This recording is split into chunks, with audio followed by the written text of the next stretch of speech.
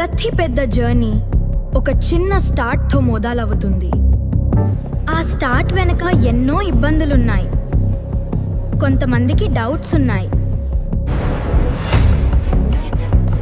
ఎవరు ఏమనుకున్నా మా నాన్నకు ఒక గోల్ గట్టిగా ఉంది. కెరీర్ గైడెన్స్ లేని పిల్లలకి బెటర్ ఫ్యూచర్ ఇవ్వాలి అని. మేము BCFS లో నేర్చుకున్నాం. Now we are confident.